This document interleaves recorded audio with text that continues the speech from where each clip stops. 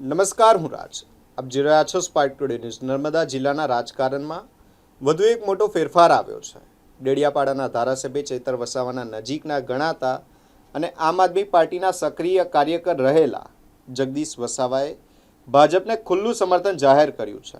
થોડા દિવસ પહેલાં જ તેમણે આમ આદમી પાર્ટીના તમામ હોદ્દાઓ પરથી રાજીનામું આપ્યું હતું અને હવે સોશિયલ મીડિયા પર વિડીયો જાહેર કરીને ભાજપના ઉમેદવારોને જીતાડવા માટે સક્રિય રીતે કામગીરી કરવાની જાહેરાત કરી છે.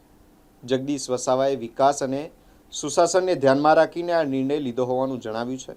આ પગલાંને કારણે જિલ્લામાં રાજકીય ગરમાવો વધુ તેજ બન્યો છે.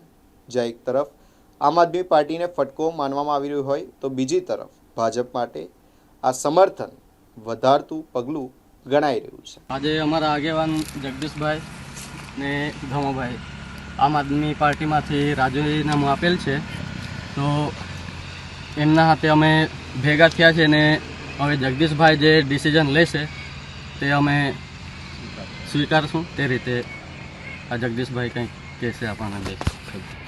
સૌને જય આદિવાસી, જય જોહાર. ટૂંક સમય પહેલાં જ અમે આમ આદમી પાર્ટીમાંથી રાજીનામું આપેલ છે.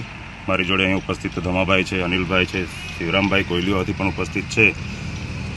નિવાલદાના તમામ યુવાઓ સાથે ચર્ચા વિચારણા કરી, બીજા આગેવાનો સાથે પણ ચર્ચા વિચારણા કરી છે, જે સમાજનું પ્રતિનિધિ કરે છે એવા લોકો જોડે પણ ચર્ચાઓ કરી અને ઘણા બધા વિચાર વિમર્શ કર્યા બાદ અમે નક્કી કર્યું છે કે જે પણ હમણાં સ્થાનિક સ્વરાજ્યની ચૂંટણીઓ ચાલી રહી છે એમાં અમે ભારતીય જનતા પાર્ટીના જે પણ નર્મદા જિલ્લાના ઉમેદવારો છે, જે કંઈ તાલુકાના છે, જિલ્લાના ઉમેદવારો છે, નગરપાલિકાના ઉમેદવારો છે, એમાં અમારું સંગઠન એમને ખુલ્લું સમર્થન આજથી આપી રહ્યા છે.